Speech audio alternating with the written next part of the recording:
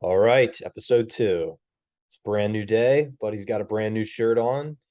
He asked me if he was wearing it yesterday, but we have the video proof that that is not the case. Thank God. Yeah. How you doing this morning, buddy? I am extremely well. Looking forward to. I'm really, really excited, Colin. I got to tell you, just to be able to share this um, on a broader basis, like we're starting to do.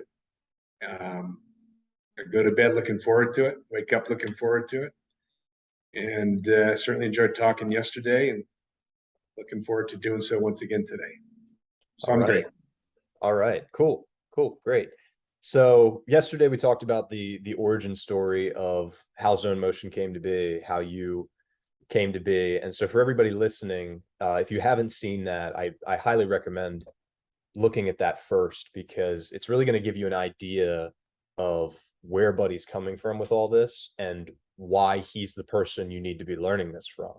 So I think if you haven't seen that yet, obviously you can watch this, and it won't take away anything from that, but definitely go back, and really understand, his story, where he's coming from, because there's just so many insights that I feel like you've just gleaned from, all your experiences. So it's important that people understand that. But today we're going to talk about the zone, right? So yesterday we talked about the origin of zone motion and how the zone was the key to you, really taking your World Series performance to the next level. And then obviously being out of MLB entirely 18 months later, the zone was sort of the thing that you went searching for because that was where the answers were to that experience.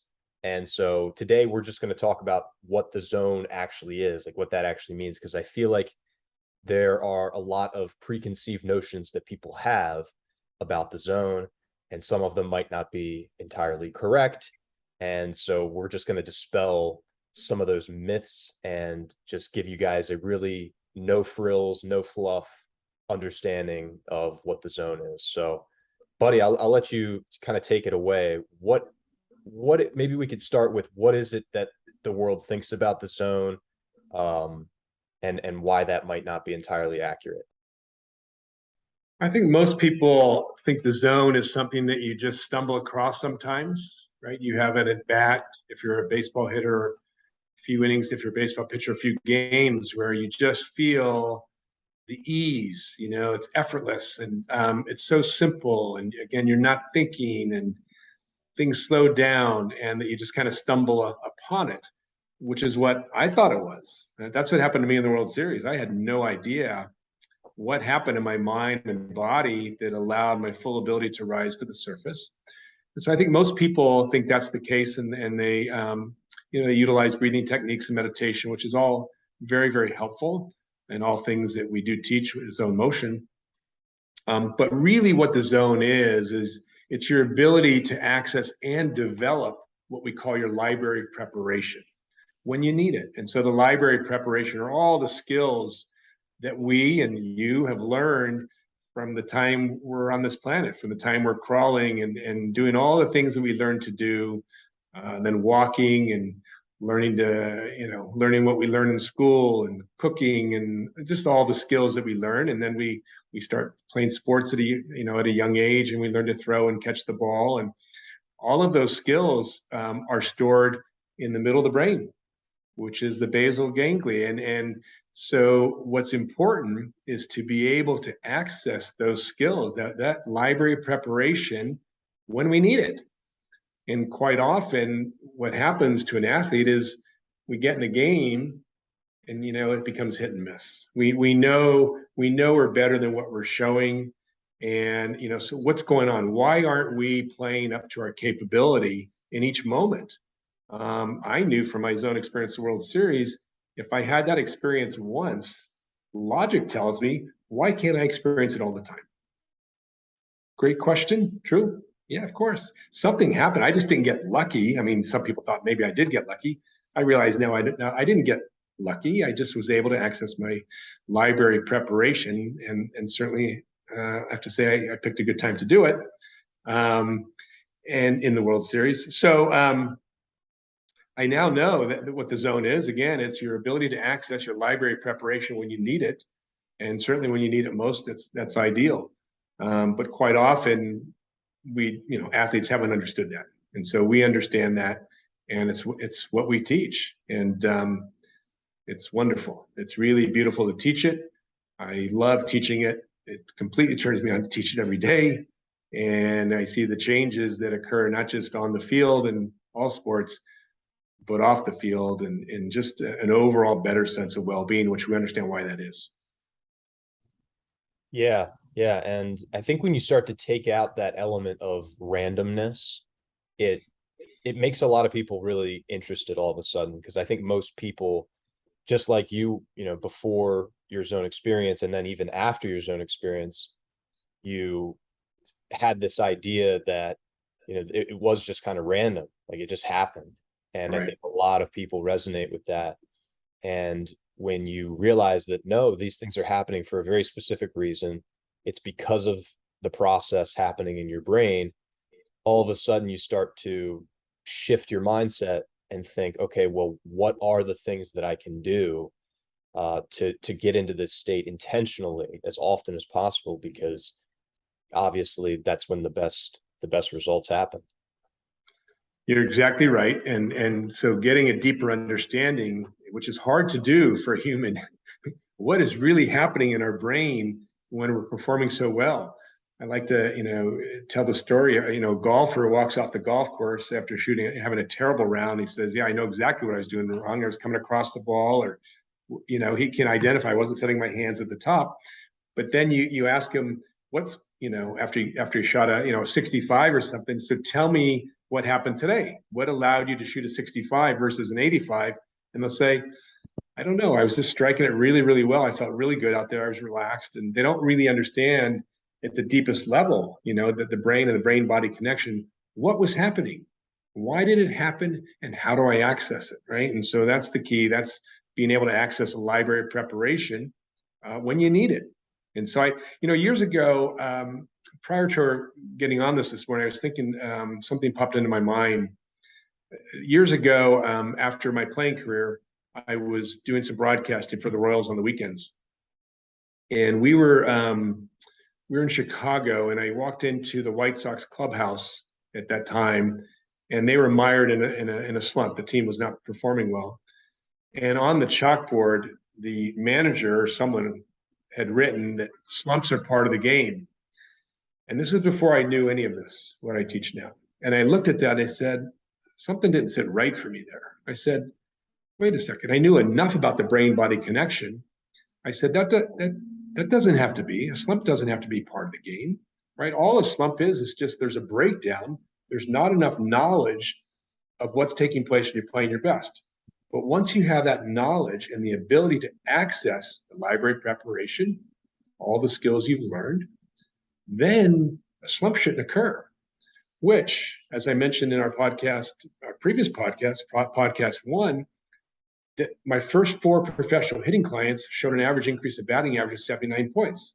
I was flabbergasted when I saw that. And then I realized they were able to avoid the prolonged slump because they systematically knew how to access their library of preparation, right? Doesn't mean they always did it. They'd always done it. They would hit 1,000 or close to it, right? But they were able to access it. They were able to avoid the prolonged slump, the 0 for 10s, the 0 for 12s. They might go 0 for 4, and then maybe 1 for 2 with a walk the next day, then 2 for 3, 1 for 4. There was consistency. There wasn't a lack of confidence. There was sustainable confidence. Sustainable confidence is a byproduct of really understanding at the most fundamental level what's taking place when I'm playing my best and how do I access it, even if I can't access it that day, right? It's not easy stuff, but you can do it, right? You can train for it on a regular basis. The repetition is key. The practices, daily practices, which is what zone motion is all about, are essential. So slumps don't have to be part of the game. And I want to Yeah. share one more story. Another story. I was with one of my PGA tour golfers. This is a couple years ago on the driving range. We were wherever he was playing. We're on the range, and he hit a shot, a bad shot. And I said, "So what happened there?" And he looked at me. He said, "What do you mean?" "I hit a bad shot. It's golf. You can't hit every shot well." I said, I understand that you're not going to hit every shot well in golf. There's very little margin for error. It's a very difficult game. But what happened that caused it to go that direction? He said, that's golf. You can't be perfect. I said, I understand that. But something happened. The ball just didn't go there by itself. Something happened in your physiology that caused the ball to go that direction. And he just kind of looked at me like, all right, whatever. He might not have been ready to hear that at the time, but that is the truth. And so I tell that story often because we can master ourselves. When it comes to golf, there is no better game in life to master ourselves because it's a game of very little margin for error. And there are processes in our mind and body that are taking place that can make the game very difficult to learn and master. It's also just you when you're playing golf.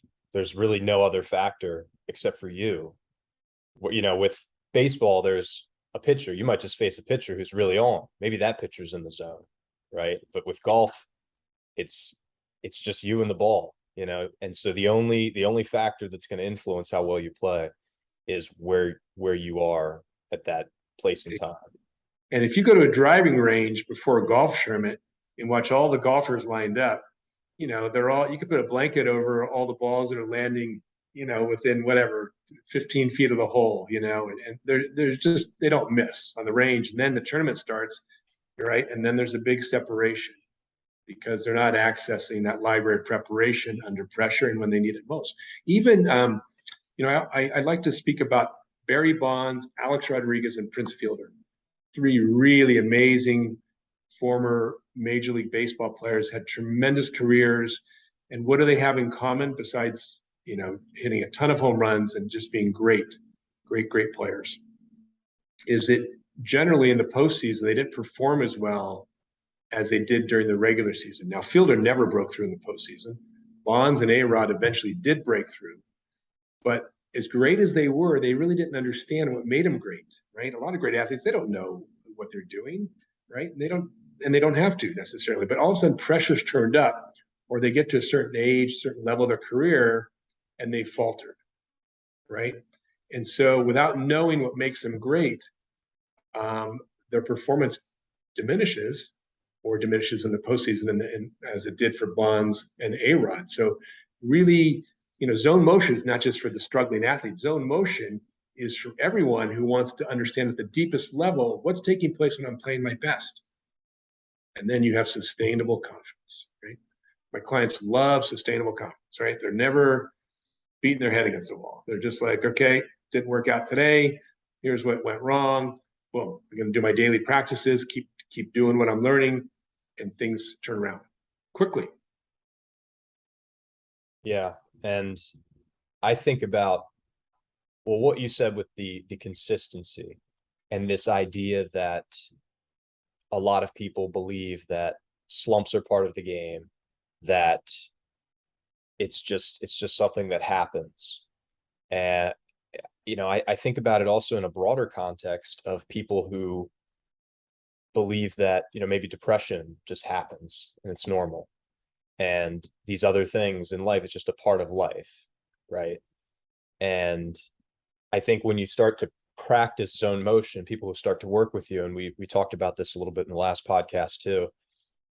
Not only do they know how to consistently access their library of preparation to achieve more on the field or at work or whatever performance domain that they're involved in, but then they also know how to consistently access their highest form of themselves, right? So their happiest, most joyful, peaceful self, because those two things are connected.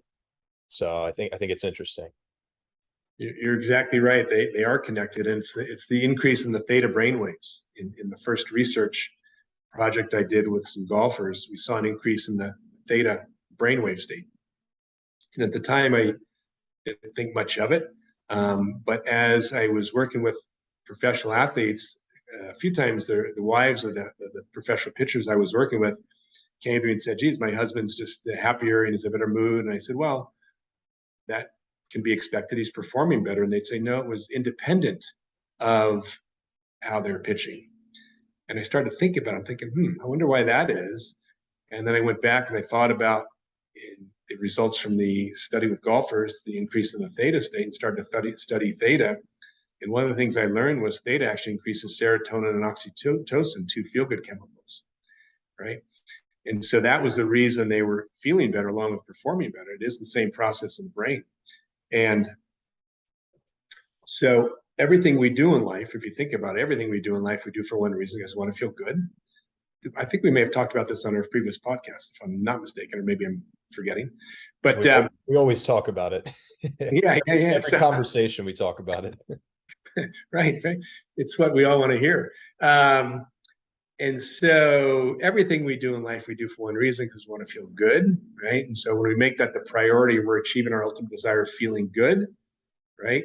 Not only are we achieving our ultimate desire of feeling good, we're able to achieve our outer desires of performing well. So they do go hand in hand. It is the same process in the brain, which is really a wonderful thing. Yeah, and I think that's kind of a great place for us to maybe wrap up, because it seems that the zone is a state of, putting the internal first, right? You always talk about it's an inside job. And so the zone is really the process of tuning in, of aligning with that, so that you can also have the external rewards that you want, no matter what those are. It's an inside job. You got it. And when you can really master that inner experience, a lot of wonderful things happen naturally. When an athlete's in the zone, it is just happening, right? It's like, geez, I'm not quite sure what happened. I like to tell the story about Maria Sharapova when she upset Serena Williams at Wimbledon. And in a post-match interview, someone asked Maria, they said, Maria, you just upset the queen of tennis on the biggest stage. How'd you do it? She said, I have no idea. I was just in my own little world out there. If she was in her own little world out there, she was really inner directed just by chance, because she had no idea what happened. But we want to be inner directed by choice, and then good things happen. Yeah.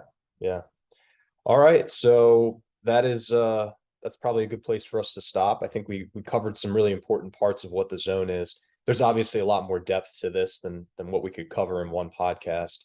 But I think we can kind of break down those things for people in separate podcasts, things like how it works in the brain, and all that good stuff. I know we talked a lot about the library of preparation and things like that. So I'm sure a lot of people would be interested to see, like, how does that process work in the brain. So we'll cover that in the future. But for everybody watching, like I said before, definitely go back and watch Buddy's story if you haven't already, because I think it's probably the most important podcast, which is why we did it first. But yeah, thanks for joining us today. Thanks for tuning in. I saw a little bit of engagement on Instagram and Facebook when we posted this.